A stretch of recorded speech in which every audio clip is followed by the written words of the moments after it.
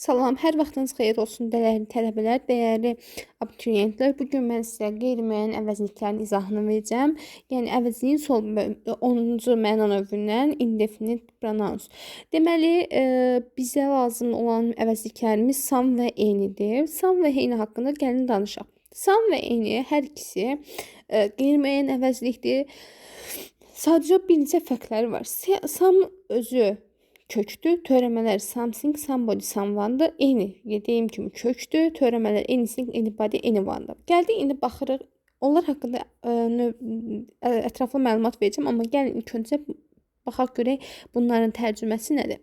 Some nə deməkdir? Some bir neçə, bir qədər bəzi deməkdir. Some bir neçə, bir qədər bəzi deməkdir. Şəkildən də göründüyü kimi some'dan sonra sayıla bilən isim gəlir, sayıla bilməyən tək isim gəlməlidir. Əgər isim sayılansa cəm olmalıdır, sayılmayansa zaten bilir ki, sayılmayan isim tək-təkdə olur. İndi şu yoldaşlar, bəzən görürük ki, some'dan sonra tək isim verirlər, amma sayılan tək isim verirlər, bu olmaz.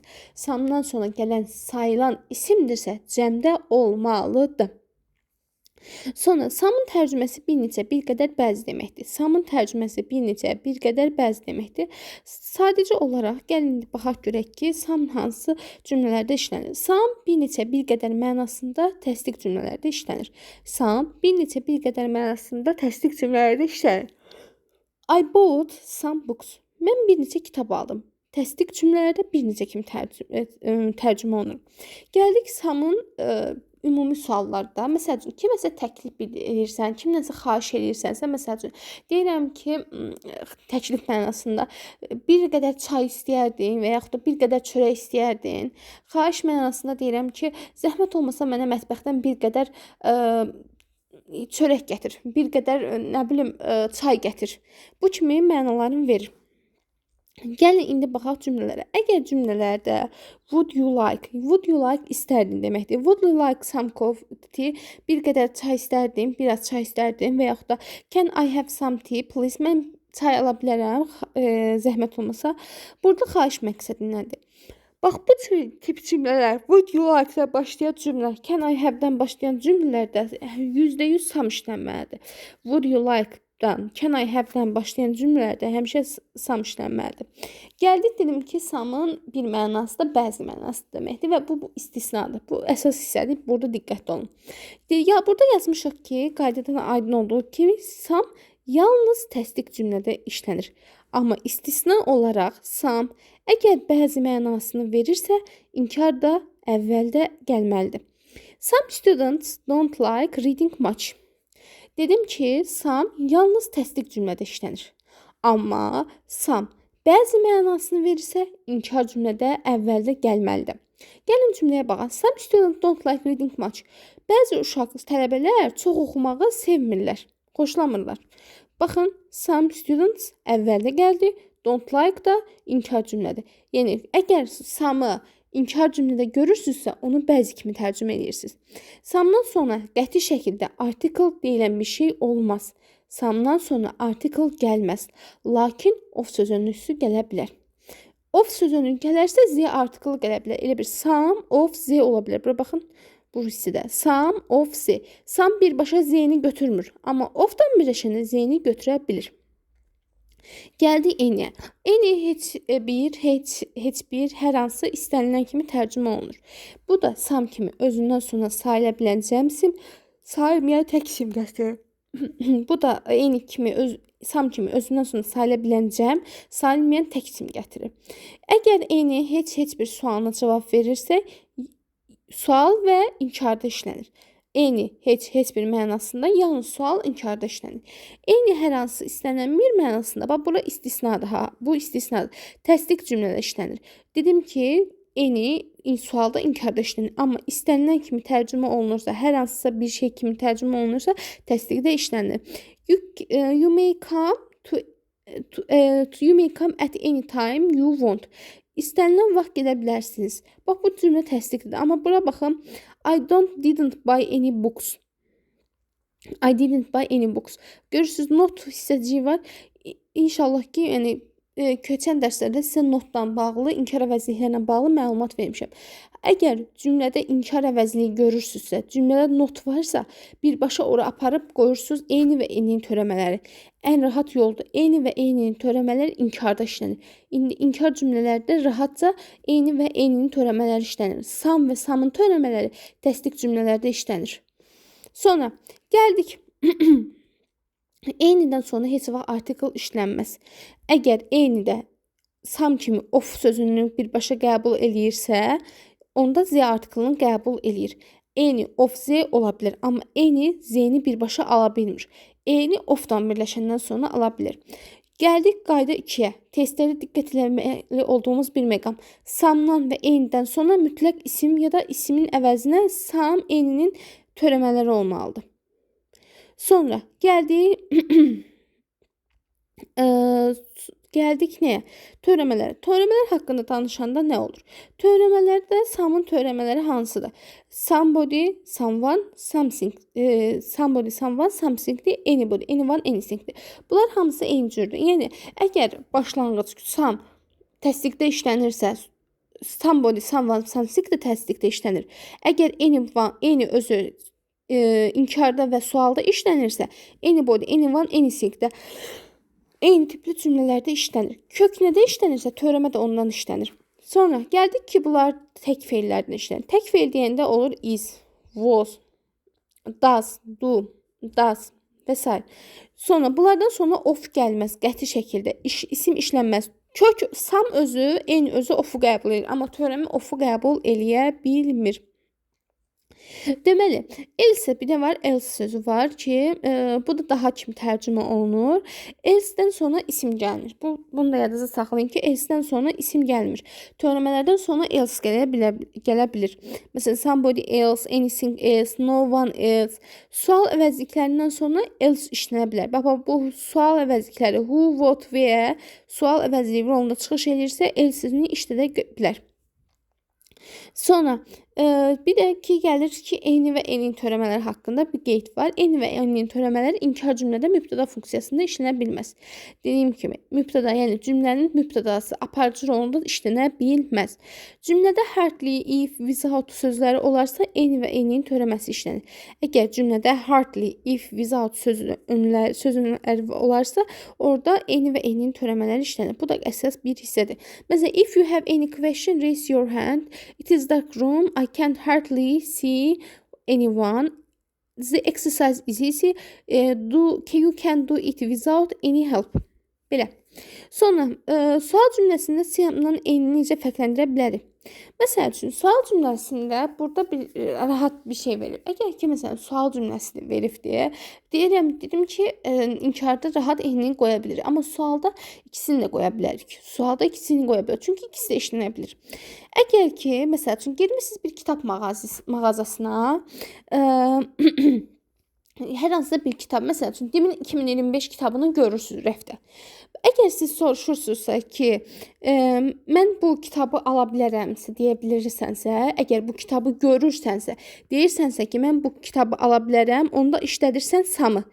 Görürsənsə, deyirsən ki, mən bu kitabı ala bilərəm. Can I give some of the book? Mən bu kitabı ala bilirəm. Amma ki, yox, deyirsən ki, bu kitabı görmürsən. Və məlumatın yoxdur. Promo girirsən mağazaya, deyirsən məsəl üçün filan kitabdan sizdə varsa deyirsənsə, onda eynini işlədirsən. Əgər bir şey görürsən, onu almaq istəyirsənsə, onda sam işlədirsən. Əgər sən onu görmürsən, sadəcə birbaşa satıcıdan soruşursan ki, məsələn bu kitabdan sizdə var və yaxud da hər hansı bir ərzaq mağazasına girmisiniz. Ərzaq mağazasında məsələn tutaq ki, alma alırsınız. Almanı görürsən, deyirsən mən bundan 2 kilo ala bilərəm, deyirsənsə, orada samdan işlədirsən. Amma sən onu görmürsən, almanı görmürsən. Gidib deyirsən ki, sizdə alma var, mağazaya girsən, deyirsən ki, sizdə alma var. Deyirsən ki, hə, onda məsəl üçün mən ondan 1 kilo istəyirəm və yaxud da 2 kilo istəyirəm deyirəmsə, deyirsinizsə də, onda eyni işlədirsiniz. İnşallah ki, bu aydın olar sizə. Sonra gəldik təyin əvəzliklər 11-ci məna növümüz və sonuncu məna növümüzdür. Təyin əvəzliklər hansılardır? Ol, bütün hamı, iç, hər bir, boz hər ikisi, eyzə hər ikisi, daha doğrusu ikisindən biri, ənazə, Every and Azə və Everinin törəmələri, Azənin elə bil ki, yaxınları. Gəldik, başlayırıq oldan. Ol hamı, hər şey, bütün deməkdir. Ol hamı, hər şey, bütün deməkdir. Ol cümlədə iki funksiyada işlənir. Bir mübtəda funksiyasında işlənir, bir də təyin kimi işlənə bilir. İndi gəlin baxaq nə hansı hallar mübtəda olanda necə olur, nədir? Təyin olanda necə olur? Gəlirik baxırıq. Ol mübtəda olduqda canlı varlıqları bildirdikdə. Bu hər ikisi aiddir ki, ol mübtəda olduqda canlı varlıqları bildirdikdə burada artıq çoxluqdan söhbət gedir deyək. Şəxs əvəzliyi olaraq z ilə əvəz edirik. Məsəl üçün deyirəm ki, uşaq, children, child, üzr istəyirəm, child. Childdirsa bir şəxsdir də, amma children bunun cəmidir. Və mən children'ı nə ilə əvəz edirəm? Z ilə. Əvəzli olaraq hansı şəxs əvəzliyi ilə əvəz edirəm? Z ilə. Və bu zaman ol hamı mənasını verir. Əgər ol mübtədadırsa, cəmdədirsə, xəbər cəmdə olur. Əgər mübtəda olub ol bütövlük, hamılıq bildirirsə, cəm olur. Yəni hamını bildirir. Yox, ol it şəxs əvəzliyi ilə əvəzlənirsə, itsə məsələn hər hansısa bir cansız varlıqdan söhbət gedirsə, onda xəbər təkdə olur. Yəni bu rahatdır. Məsəl üçün tək xəbər deyəndə nə olur? Is, was, cəm nədir? Are, və s. Gəldik. Yəni, bu hissə rahatdır. Əgər ol topluluq bildirirsə, hamılıq bildirirsə Z-dəndir. Amma ol it mənasında işlənirsə, yəni hər şeydən kimi tərcümə olunursa, xəbər təkdə olacaq. Bu qədər rahat. Gəldik indi təyin kimi olmasına da. Təyin kimi olanda bütün sualına cavab verir. Məsəl üçün, bütün kitablar. Bu zaman bu qaydanı rahat hər kəs bilir. Zaten Azərbaycan dilində də belədir ki, təyin etdiyi ismin qarşısında işlənməlidir. Üzr istəyirəm, təyin etdiyi sözün qarşısında işlənməlidir. Təyin etdiyi sözün qarşısında işlənməlidir. Məsəl üçün, deyəndə ki, nice girl. Məsələn, nice girl. Burada nice sözü təyindir də. Məsəl üçün, deyirəm ki, she is nice girl. Bax, burada nice girl isimdir, elə. Nice də onun təyin edicisidir. Nice harda işlənir? Gölün qabağında. Yəni, təyin etdiyi ismin qarşısında işlənməlidir. Həmişə yadınızda saxlayın. Sifət plus isim olmalıdır. Əgər cümlədə təyin varsa, bilin ki, sifətdən sonra mütləq isim gəlməlidir. İndi gəlirik bura. Deyir ki, oldan sonra təyin mənasında olarsa, təyin olduqda həm sayıla bilən gəlir, həm sayıla bilməyən. Bu hissəni yadınızda saxlayın. Oldan sonra həm sayıla bilən gəlir, həm də sayıla bilməyən gəlir. Oldan sonra gələn sayılan isim mütləq cəmdə olmalıdır. Bax, bu yadınızda saxlayın. Oldan sonra sayılan isim gəlirsə, əgər harda deyirlərsə ki, sayıla bilən cəm isim, yadınızda saxlayın. Sayıla bilən isim, özündən sonra sayıla bilən isim gətirənlər həmişə cəm olmalıdır. Ol book sayılır. Amma mən deyirəm ki, oldan sonra mütləq sayıla bilən cəm isim gəlməlidir. Olur all books. All books olmalıdır. All book olmaz. All books düzgündür, amma all book olmaz. Amma oldan sonra, məsəl üçün, ol desəm, always-ə.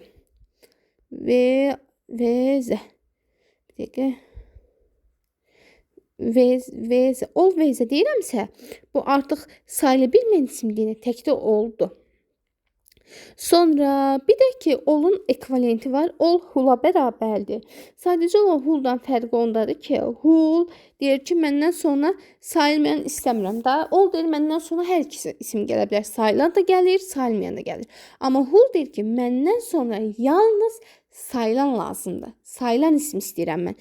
Sayılmayan isimin məndən işi yoxdur. Mən ancaq sayılan tək isim istəyirəm.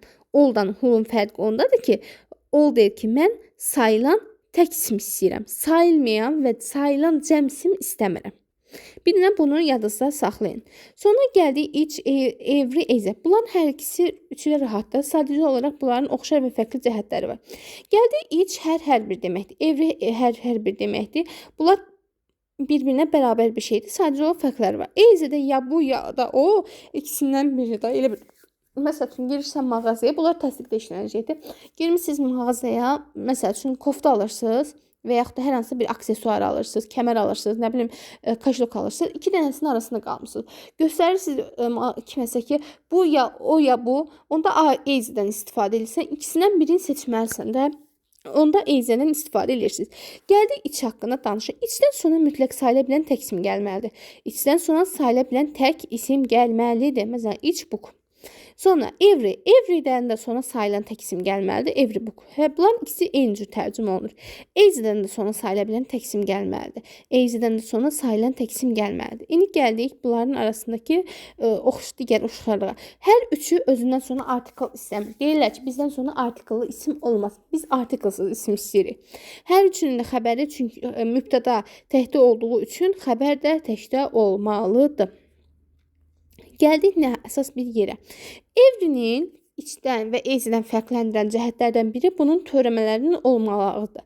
Every deyir ki, mənim törəməm var. Amma içdən eyzənin törəməsi yoxdur qəti şəkildə. İçdən eyzənin törəməsi yoxdur. Ancaq everinin törəməsi var. Everyone, everybody, everything. Bu qədər. Sonra gəldik ki, içdən eyzə isimsiz işlənə bilər. İçdən, bundan bu isimsiz işlənə bilir. Amma bu deyir ki, yox, məndən sonra mütləq isim olmalıdır. Deyir, mən isimsiz işlənə bilmərəm. Everydən sonra mütləq isim gəlməlidir. Sonra every, bu each ofdan işlənir. Each ofdan işlənir. Eyzi də ofdan işlənir. Eyzi də ofdan işlənir. Amma every deyir ki, mənə of lazım deyil. Nə article istəmirəm, nə of istəmirəm. Burada of olmaz. Bax, bu yeganə olaraq ofu qəbul eləmir. Sonra every'nin törəmələri var, için törəməsi yoxdur. Eyzənin törəməsi yoxdur. Burada göstərim. Əgər iç sözü ofdan birləşirsə, iç əvəzli ofdan birləşirsə, ismi cəmdə istəyir, xəbəri təkdə olmalıdır. Each of the pupils has to come time. Pupils sözü cəmdədir. Şagirdlər deməkdir. Zeydən əvəzləyirik. Zeydən. Z'yə mən nə qoyaram? Are, have. Burada artıq iç ofdan birləşdiyinə görə, baba orada of var. İç of birləşdiyinə görə ismi cəmdə istədi. Baba ismi cəmdə istədi. Article da qəbul elədi.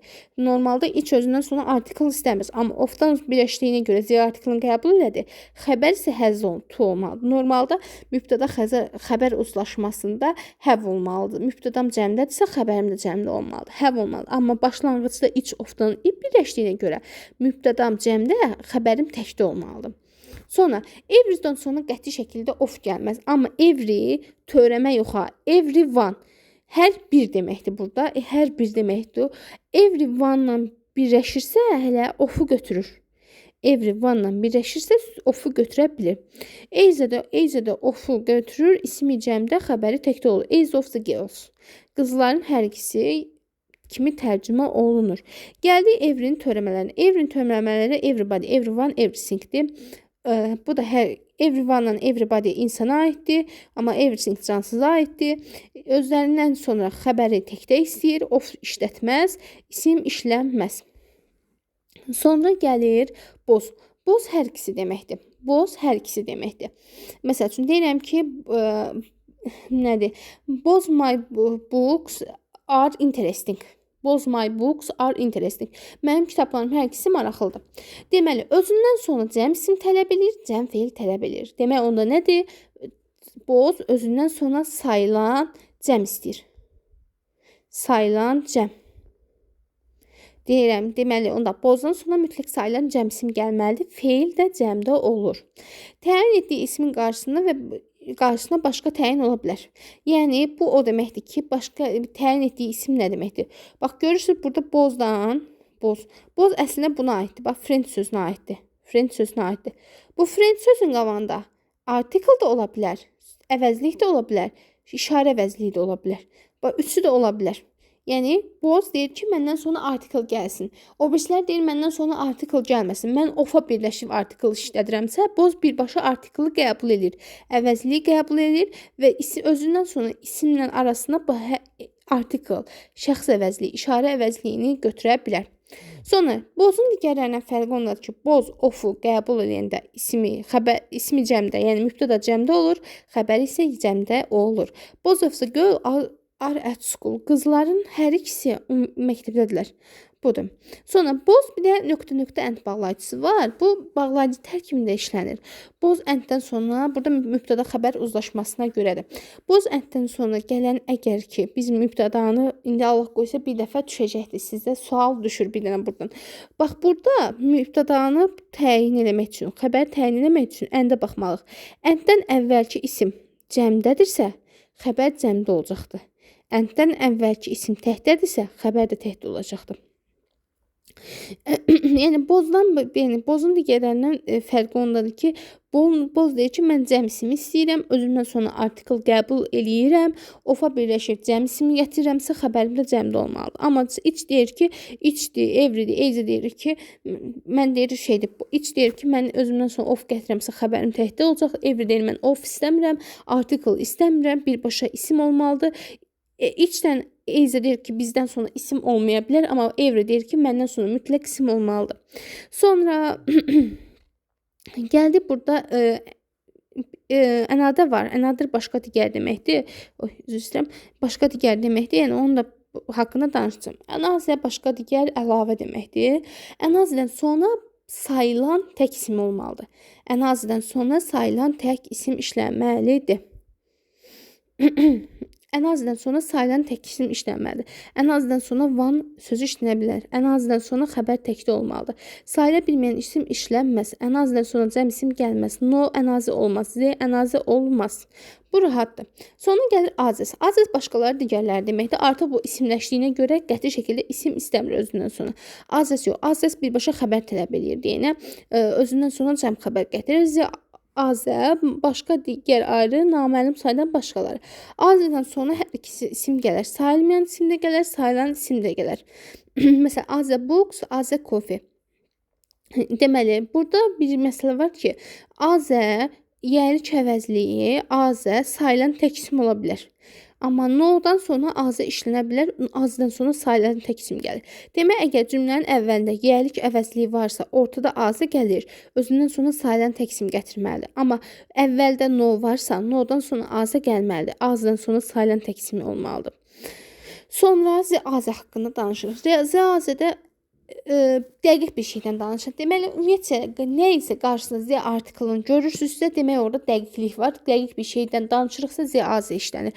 Yəni burada görürük ki, əgər say rəqəm varsa, dəqiq say varsa və yaxud da say kontekstdən tapa bilirsə, onda nədir? Z-azəni qoyuruq. İndi gəldik z-azə haqqında danışaq. Z-azə haqqında danışsaq, z-azədən sonra isim də gələ bilər, isim gəlməyə də bilər. Z-azədən sonra xəbər təkdə olur. Əgər tək isim gəlsə, xəbər təkdə olacaq. Məsələn, I have two books. Mənim iki kitabım var. One of them is French. Onlardan biri fransız dilindədir. Z is English. Artıq burada sənə dəqiq say verir. Dəqiq say verdiyinə görə mən bura z-azə qoymalıyam. Z-azə qoyuram. Çünki artıq mənə dəqiq say verdi. Dəqiq say verirsə və yaxud da dəqiq bir miqdar verirsə, mən bu sayı, bu kitabların sayını cümlədən tapa bilirəmsə, z-azə qoyuram. Amma ki, mən bu sayı cümlədən tapa bilmirəmsə, dəqiq kontekstdən tapa bilmirəmsə, onda azə qoyuram. Sonra gəldik z-azəsi. Z-azəsi də nə deməkdir? Z-azənin isimsiz işlənən formasıdır. Bundan sonra, çünki bu S şəkilçisini qəbul edir deyənə, digərləri kimi tərcümə olunur. Digərləri olanda artıq nə ki sualına cavab verdiyinə görə, digərləri nə və yaxud da kim sualına cavab verdiyinə görə artıq isimləşir. İsimləşdiyinə görə də xəbər cəmlənməlidir. İsimləşdiyinə görə ismin xüsusiyyətini qəbul edir və mübtəda rolunda çıxış eləyir.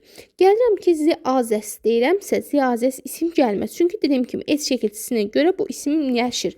Z-azəsdən sonra xəbər cəmdə olmalıdır. Cəm xəbər deyəndə nə də olur? Are, have, we, were, do, come, play və s. No'dan sonra z-azəs olmaz. No'dan sonra heç vaxt z-azəs olmaz. Ənazədən sonra say alarsa isim cəmdə olur. Demək ki, ənazədən sonra say olarsa, bax burada göstərir. Ənazə 4 days. Ənazə say götürür. For nə deməkdir? 4 gün. Artıq isimlə cəmlənə bildiyinə görə artıq cəmləndi. Bu qədər uşaqlar, əvəzlik mövzusu bu qədər.